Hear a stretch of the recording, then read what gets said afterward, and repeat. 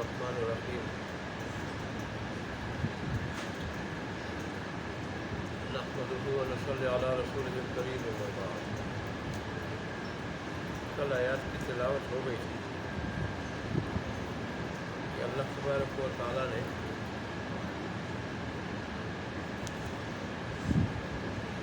ملک شام کے اندر انطاکیہ نامی بستی کا ذکر کیا تھا۔ اگرچہ قرآن میں اس کا نام ہی لیا گیا نہ ملک شام تھا، لیکن مفسرین نے لکھا ہے کہ قرآن وہی بستی ہے کہ اس بستی کی طرف پہلے دو رسول آئے، انہوں نے ان کو اللہ تبارک و تعالیٰ کی وحدانیت کا درس دیا اور شرک سے منع کیا، اور جب ان کو جھٹلایا تو پھر تیسرے نبی کے ساتھ اللہ تبارک و تعالیٰ نے ان کی تائید فرمائی، اور ان تینوں نے کہا کہ ہم تمہاری طرف بھیجے ہوئے رب کی طرف سے یا عیسیٰ علیہ السلام کی طرف سے۔ تو انہوں نے یہ کہا کہ تم ہم جیسے انسان ہو، تمہاری ایسی کون سی خصوصیت ہے، کون سے تمہیں سرخاب پرندے کے پر لگے ہوئے ہیں کہ تم اپنے آپ کو نبی کہہ رہے ہو، ہماری طرح انسان ہو اپنے آپ کو نبی کہہ رہے ہو، لہذا تم جو یہ کہہ رہے ہو ہمارے اوپر وہی آئی ہے یا جس کی طرح ہم آئے ہیں اس کے اوپر وہی آتی ہے، ہم یہ بات نہیں مانتے، بلکہ تم جھوٹ بولتے ہو۔ اور میں نے آپ کو کل بتایا تھا کہ ہمیشہ حق کی قبولیت میں نبی کا انسان ہونا یہ رکاوٹ رہا ہے۔ لوگ یہ تسلیم نہیں کرتے کہ انسان بھی نبی ہو سکتا ہے، وہ یہ سمجھتے تھے، ان کا نظریہ خیال تھا کہ نبی کوئی اور مخلوق سے ہونا چاہیے جو ہماری طرح کھاتا پیتا نہ ہو اور بازاروں میں گھومتا پھرتا اور سونا سلف نہ خریدتا ہو۔ یہ لوگوں کا خیال رہا ہے، ہمیشہ بشریت انبیاء کی یہ رکاوٹ رہی۔ اللہ نے جگہ جگہ بات سمجھائی، جس میں کل کہا تھا، اللہ تبارک نے فرمایا کہ دیکھو دنیا میں اگر انسانوں کے علاوہ کوئی اور مخلوق بستی ہوتی، فرشتے بستے ہوتے تو پھر میں کسی فرشتے کو نبی بنا کے بھیجتا، لیکن جب انسان ہے تو انسان سے انسان ہی استفادہ کر سکتے ہیں، اس لیے میں نے انسانوں کو نبی اور رسول بنا کے بھیجا۔ اور پھر ظاہر عموماً اکثر اللہ تبارک و تعالیٰ نے جس قوم کی طرف نبی بھیجا تو اسی قوم میں سے بھیجا کہ قوم کے حالات کو اور قوم کے مزاج کو، قوم کی طبیعت کو دیکھ کے اس کے مطابق وہ تبلیغ کرے۔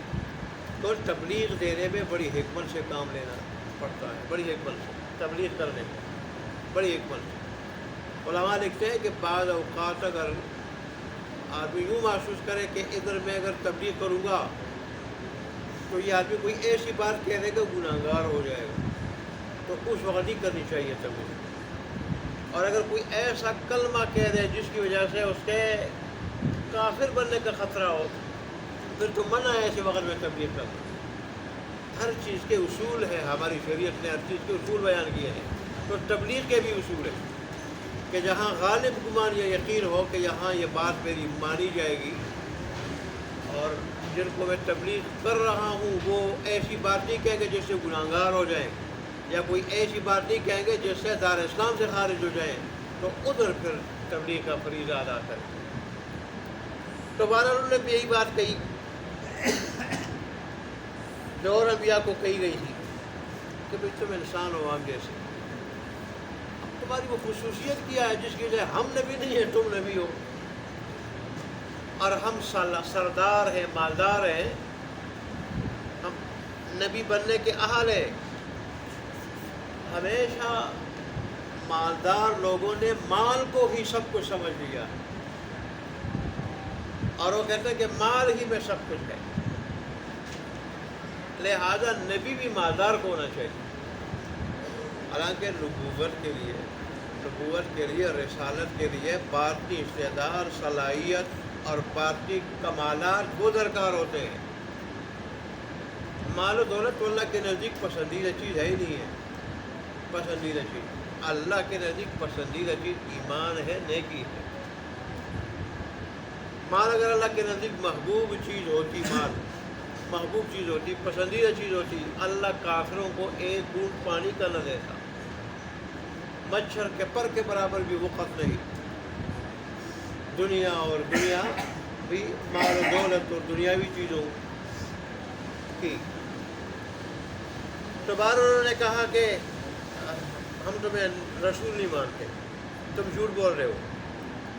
انہوں نے کہا تھا کہ ہمارا رب جانتا ہے، ہمارا رب جانتا ہے کہ ہم تمہاری طرف بھیجے ہوئے اس رب کی طرف سے یا اس کے نبی صلی اللہ علیہ وسلم کی طرف سے۔ اور دیکھو اگر ہماری بات نہیں مانو گے اس سے ہمارا نقصان نہیں ہے، ہمارے ذمے پہنچا دینا، مبلغ کے ذمے، عالم کے ذمے بات پہنچا دینا ہے، واعظ و نصیحت کرنے والے کے ذمے کسی سے الجھنا نہیں۔ الجھنا یہ جاہلوں کا کام ہے، جاہلوں کا۔ واعظ و نصیحت کرنے والا مبلغ عالم، اس کا کام ہے اللہ کا پیغام پہنچا دینا، اللہ کا حکم بتا دینا، حکمت سے، طریقے سے، موقع محل کے مطابق منوانا۔ یہ انبیاء کی ذمہ داری نہیں تو علماء کی بھی ذمہ داری نہیں ہے۔ جیسے ساس واضح الفاظ میں کہے وَمَا عَلَيْنَا إِلَّا الْبَلَاغُ الْمُبِينُ، اور نہیں ہمارے ذمے مگر واضح طور پہ پہنچا دینا اللہ کا حکم، اللہ کا پیغام۔ پھر انہوں نے کہا تھا کہ ہم تمہیں منحوس سمجھتے ہیں۔ اب یہ دیکھیں، یہ شروع سے ہی چیز آ رہی ہے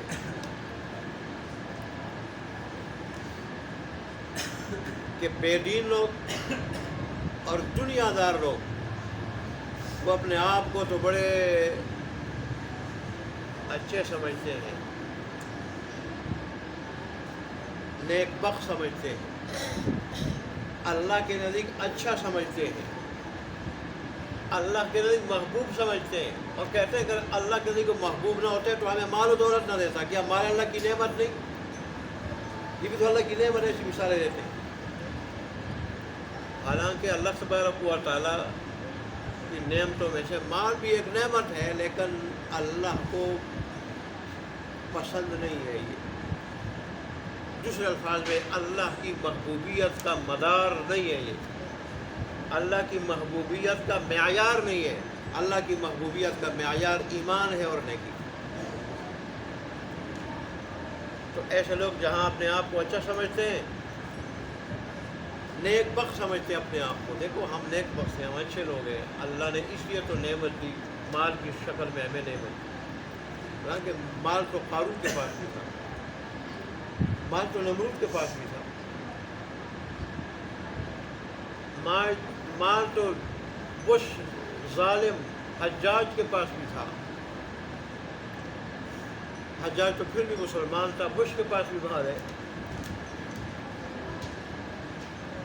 تو یہ اللہ کے نزدیک اچھا ہونے، نیک بخت ہونے کی نشانی ہے۔ ایسے ان پہ دینوں نے بھی کہا اللہ کے انبیاء کو، لوگوں نے اللہ کے انبیاء کو نہیں معاف کیا ہے، تو اس دور کا عالم بیچارہ اس کو کیا معاف کریں گے لوگ؟ انہوں نے کہا کہ ہم تمہیں منحوس سمجھتے ہیں، اللہ کے رسولوں کو کہہ رہے ہیں، اور اگر تم اپنے اپنی اس بار سے اور اس روش سے باز نہ آئے، اس تبلیغ سے باز نہ آئے، تو ہم تمہیں پتھر مار مار مار مار مار کے ختم کر دیں گے، اور ہماری طرف سے تمہیں اس کے علاوہ بھی دردناک سزا پہنچے گی، دردناک یاد رکھو گے، تمہاری نسلیں بھی یاد رکھیں گی۔ انہوں نے کہا بھائی تمہاری نحوست تمہاری وجہ سے، ہماری وجہ سے نہیں، تمہاری نحوست۔ اور میں نے آپ کو یہاں کہا تھا کہ دین اسلام میں نحوست کا نظریہ ہے نہیں، کل میں نے آپ کو بتایا تھا یہ نحوست کا نظریہ ہندوؤں سے آیا ہے، زمانے جاہلیت کا نظریہ تھا یا ہندوؤں سے آیا ہے، اسلام کا یہ نظریہ نہیں۔ لیکن انہوں نے ان الفاظ میں بات کی تو انبیاء نے بھی ان کے الفاظ میں ان کو بات سمجھائی کہ نحوست ہماری وجہ سے نہیں، تمہاری وجہ سے۔ حالانکہ در حقیقت اللہ کی نافرمانی، شرک اور بغاوت کی وجہ سے گرفت تھی، گرفت۔ جب رب کی طرف سے گرفت آتی ہے پھر بارش بھی نہیں ہوتی، پھر قرصانی بھی ہو جاتی ہے، پھر اور بھی طرح طرح کے عذاب آتے ہیں۔ انہوں نے کہا کہ تمہاری جو نحوست ہے یہ تمہاری وجہ سے ہے، کیا ہمارا صرف یہ قصور ہے کہ ہم نے تمہیں نصیحت کی ہے تمہارے فائدے کے لیے؟ لیکن بات یہ کہ وعظ و نصیحت کرنا اس کا فائدہ ہوتا ہے طلب رکھنے والے لوگوں کو، تڑپ رکھنے والے لوگوں کو، جیسے ہدی للمتقین قرآن کے بارے میں آیا ہے کہ یہ متقی پرہیزگار لوگوں کے واسطے ہدایت ہے قرآن۔ حالانکہ ہدایت تو ساری انسانیت کے لیے ہدایت ہے قرآن۔ اللہ نے متقی کے لیے کیوں ہدایت کو خاص کیا ہے؟ تو یہاں تفسیر جلالین میں لکھتا ہے اے طالبین للتقوی، جن میں تقوی، خوف خدا اور حق کی طلب اور تڑپ ہوگی، ان لوگوں کو ہدایت ملے گی۔ ان میں طلب ہی تڑپ ہی نہ ہو تو ان لوگوں کو ہدایت نہیں ملتی۔ اور پھر انہوں نے کہا کہ دیکھو در حقیقت بات یہ ہے کہ تم حد سے گزرنے والے لوگ، کفر یہ حد سے گزرنا ہے، شرک حد سے گزرنا ہے، اللہ کے احکام کو چھوڑ کے منمانی کرنا اور خواہشات کی پیروی کرتے ہوئے زندگی گزارنا، یہ حد سے گزرنا ہے۔ اللہ نے بندے کے لیے حد یہ رکھی ہے کہ میں نے قانون کے مطابق زندگی گزاروں، یہ حد ہے۔ دین نام ہے، تقوی نام ہے، تقوی نام ہے اللہ کے حدود کی کیا کرنا؟ حفاظت کرنا۔ اللہ نے جو حدیں باندھی ہیں، حدوں سے آگے نہیں جاننا، ان کی حفاظت کرنا اور ان سے آگے نہ جانا۔ جس چیز کا اللہ نے غائب کرو وہ کرے انسان، اس کا نہ کرنے والا نہ ہو، اور جس چیز سے اللہ نے منع کیا اس کا کرنے والا نہ ہو۔ یہ حدیں ہیں، اور ان حدوں کا خیال رکھنا، ان کو کراس نہ کرنا، یہ تقوی۔ تو انہوں نے کہا کہ در حقیقت بات یہ ہے کہ تم ہی کیا ہو حد سے گزرنے والے ہو، غلطی تمہاری ہے اور ڈانٹ ہماری اوپر۔ صحابہ کو نہیں معاف کیا، رسول اللہ صلی اللہ علیہ وآلہ وسلم کو معاف نہیں کیا۔ صحابہ کے بارے میں کہتے تھے مکہ کے کافر مشرک ان ہؤلاء لضالون، بے شک لفظ لا کے، حروف تاکیدات لا کے، یہ گمراہ ہے۔ پھر ہم کیا ہے؟ لیکن حق کے متلاشی اور حق کے اوپر چلنے والے اور حق کی دعوت دینے والے کو لوگوں کی باتوں، کسی کی مخالفت اور موافقت کو نہیں دیکھنا چاہیے۔ کوئی گارنٹی نہیں موافق مخالف بن جائے، کوئی گارنٹی نہیں مخالف موافق بن جائے، اور ایک حد تک، ایک وقت تک اللہ کی طرف سے رکاوٹیں آزمائشیں آتی ہیں، پھر اللہ راستہ صاف کر دیتا۔ جہاں کہیں بھی دین کا کام ہوا ابتدا میں بڑی رکاوٹیں آئی۔ اسلام کی ابتدا میں کتنی رکاوٹیں تھیں، بعد میں اللہ نے راستہ صاف کر دیا۔ یہ جو ریون کا مرکز بنا ہے، یہاں کتنی رکاوٹیں تھیں، اللہ نے راستہ صاف کر دیا ہے۔ ایسے ہی ہر جگہ جہاں آدمی دین کا کام کرتے ہیں رکاوٹیں ہوتی ہیں، پھر ایک وقت ایسا آ جاتا ہے کہ اللہ ساری رکاوٹیں دور کر دیتا ہے، راستہ صاف ہو جاتا ہے۔ لیکن یاد رکھیں، ہمیشہ دلوں کا اطمینان اللہ کے دین میں ہے، دلوں کا سکون اللہ کے دین میں ہے۔ جتنا ہم دین پہ عمل کریں گے، اللہ کی اطاعت کریں گے، اللہ ہمارے دل کو سکون سے بھر دے گا، اور جتنا ہم اللہ کی جتنی بغاوت کریں گے تو اللہ ہمارے دلوں سے سکون لے لے گا۔ سکون وہ چیز ہے جب انسان کو ملے، یہ سو مصیبتوں میں اگر گرا ہوا ہو تو بھی اس کا دل مطمئن ہوتا ہے، بے قرار نہیں ہوتا، بے چین نہیں ہوتا، پاگل نہیں ہوتا، اس کا دماغ جو ہے نا پھٹ نہیں ہو رہا تھا، سر نہیں پھٹتا، دماغ خراب نہیں ہوتا، 100 ٹینشنوں میں ہو، 100 پریشانیوں میں ہو۔ حدیث شریف میں آتا ہے پریشانیاں اس کی ارد گرد ہوتی ہیں، قریب نہیں آتی، اس کو بے چین نہیں کر سکتی، اس کو تڑپا نہیں سکتی۔ ایسے ہی مصیبتیں، جو چیزیں بھی، اللہ اس کو بچا رہا ہوتا ہے، اور یہ بڑا مطمئن اور سکون والا ہوتا ہے۔ اور جو آدمی دین سے دور ہو، معمولی پریشانی آ جائے تو بڑا بے چین اور بے قرار ہو جاتا ہے، ایسا ہو جاتا ہے گویا دماغ پھٹ رہا ہوتا ہے، پاگل ہو رہا ہوتا ہے، خودکشی کرنے پہ مجبور ہو جاتا ہے جب دین سے دور ہوتا ہے۔ اللہ ہمیں دین کی نزدیکی نصیب فرمائے۔ یہ جو ہم دور ہو چکے ہیں دین سے اور دیندار لوگوں سے، قرآن سے، تو اس کی وجہ ہے کہ آج اکثر مسلمان پریشان ہیں۔ اللہ ہمیں پریشانیوں سے بچائیں۔ اب ایک ترجمہ وضرب بیان کر دے لہم، ان کے واسطے مثلا، مثال، اصحاب القریہ، بستی والوں، اذ جاءہم المرسلون، جب آئے ان کے پاس بھیجے ہوئے اللہ کے یا اللہ کے رسول کے بھیجے ہوئے اذ ارسلنا جب بھیجا ہم نے الیہم ان کی طرف اثنین دو رسولوں کو فکذبوہما پس جھٹلایا انہوں نے ان دونوں کو فعززنا تو ہم نے تقویت دی ان دو رسولوں کو بثالث تیسرے رسول کے ساتھ تیسرا بھیج کے فقالو پس تینوں نے ایک ہی بات کہی فقالو پس کہا انہوں نے انا الیکم بے شک ہم تمہاری طرف مرسلون بھیجے ہوئے ہیں قالو کہا انہوں نے ما انتم نہیں ہو تم الا بشر مگر انسان مثلنا ہماری طرح وما انزل الرحمن اور نہیں اتارا رحمان نے اور نہیں اتاری رحمان نے من شیء کوئی چیز ان انتم نہیں ہو تم الا تکذبون مگر جھوٹ بولتے ہو قالو کہا انہوں نے ربنا ہمارا رب یعلم جانتا ہے انا کہ بے شک ہم الیکم تمہاری طرف لمرسلون البتہ بھیجے ہوئے ہیں وما علینا اور نہیں ہمارے اوپر اور نہیں ہمارے ذمے الا البلاغ المبین مگر واضح طور پر پہنچا دینا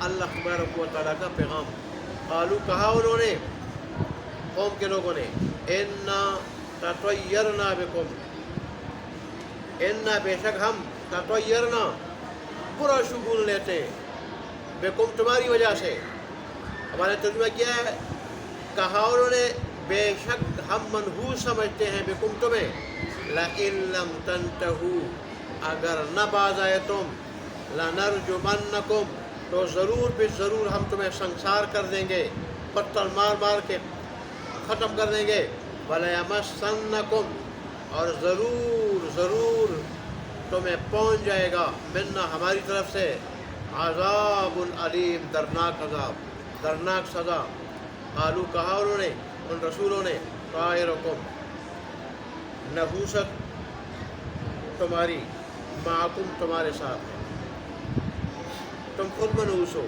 یہ نحوست تمہاری وجہ سے آئی ہے ان ذکرتم